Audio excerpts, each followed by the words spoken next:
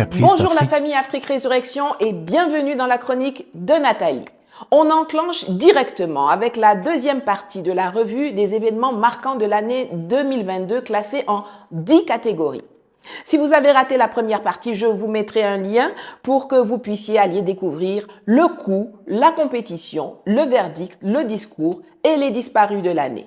Mais là, on enclenche directement sur les chapeaux de roue avec l'homme de l'année. Pour la sueur et le sang de l'Afrique, Assimi. Pour le réveil soudain de l'Afrique, Assimi. Crie son nom, Assimi Goïta. Un nom, Assimi Goïta.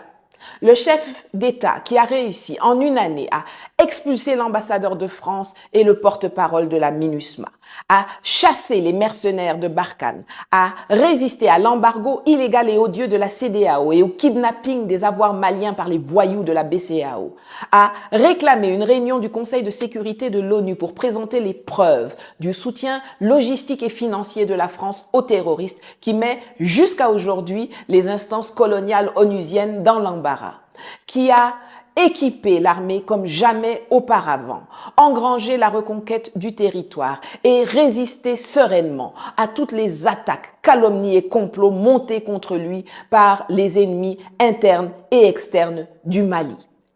Le rappeur camerounais Valsero ne s'est pas trompé en lui dédiant son dernier opus. Puissions-nous avoir des Assimi Goïta partout en Afrique en 2023. En contraste avec l'homme de l'année, voici maintenant l'enfoiré de l'année.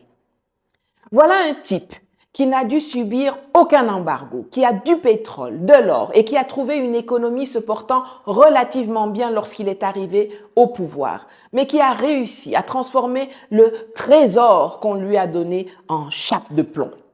Un francophile, amateur de camembert, qui passe son temps à mettre le bordel chez les autres alors qu'il a lui-même une économie qui s'écroule à vue d'œil chez lui.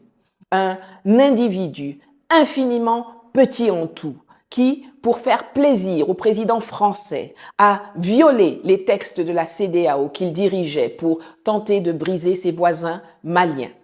Un vaurien qui est allé augmenter les dépenses de l'État de plus de 25%, comptant sur des recettes qu'il n'a même pas identifiées. Un corrompu qui s'est accoquiné avec la Côte d'Ivoire de l'autre pied nickelé de l'économie Alassane Dramane Ouattara pour faire une OPEP du cacao, semblant ignorer que le pétrole est un produit stratégique alors que le cacao est une denrée périssable non essentielle.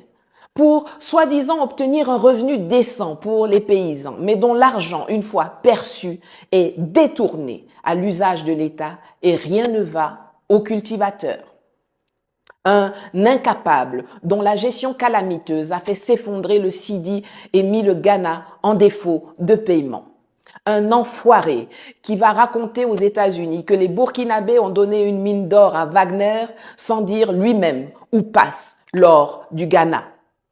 J'ai nommé Nana Akufo-Addo, président du Ghana, qui a jeté l'opprobre et fait chuter le pays de Kwame Nkrumah et Jerry Rawlings. Oh, honte! L'interdiction de l'année.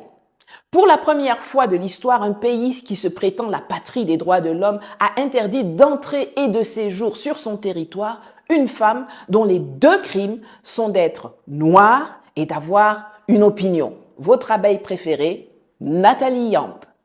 C'est quand même marrant de vouloir interdire l'entrée en France à quelqu'un qui passe ses messages à travers des vidéos et des articles sur Internet. Genre, les vidéos, les WhatsApp, les télégrammes, les articles ne vont plus circuler et vont s'arrêter à la frontière. Je voudrais quand même remercier Emmanuel Macron et tous ceux qui ont été impliqués dans la prise de cette décision spectaculaire et tellement parlante, car ils ont non seulement montré à quel point le combat que je mène les effraie et les déstabilise, mais ils ont également fait ma pub dans le monde entier.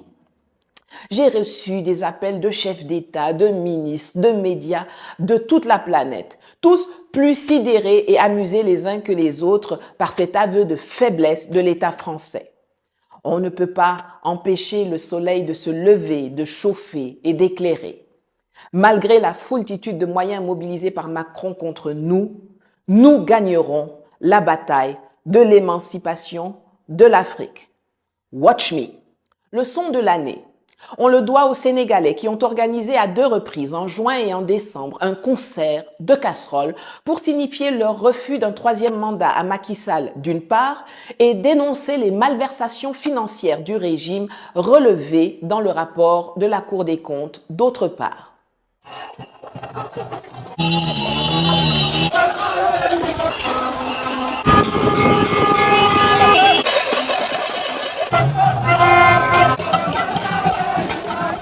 Répondons de façon massive à l'appel de l'opposition. Ce sont des centaines de milliers de gens à travers tout le pays qui sont sortis à 20h le 31 décembre pour taper sur des casseroles et des bols, recycler des couvercles en cymbales, klaxonner à tue-tête pour dire leur ras-le-bol de la façon prédatrice dont est géré le pays de la Teranga. Le conflit de l'année, c'est évidemment la guerre qui oppose l'OTAN et la Russie en Ukraine et qui a permis au reste du monde de voir la duplicité et l'hypocrisie de cette minorité de pays qu'on désigne par le vocable Occident. L'opération militaire spéciale déclenchée le 24 février par Vladimir Poutine en réaction au non-respect des accords de Minsk par les autres parties prenantes et aux agressions répétées des Américains et des Européens via leur proxy ukrainien Zelensky contre le peuple et des intérêts russes a eu des effets bénéfiques pour toute la planète. Un coup, on ne nous a plus parlé du vilain virus qui avait permis aux gouvernants du monde entier de violer les lois et les droits des citoyens au calme pendant 2 ans. Poutine mériterait d'ailleurs le prix Nobel de médecine pour cela. La guerre en Ukraine a également enclenché une reconfiguration géopolitique et économique du monde et sonne le glas de l'hégémonie du dollar dans le commerce mondial. Le G20 est devenu aussi obsolète qu'un vieux taco usé et les BRICS sont devenus the place to be. La désoccidentalisation du monde est en cours de téléchargement et c'est très bien comme ça. C'est tout pour aujourd'hui. À bientôt pour une nouvelle chronique de Nathalie sur AR. Au revoir.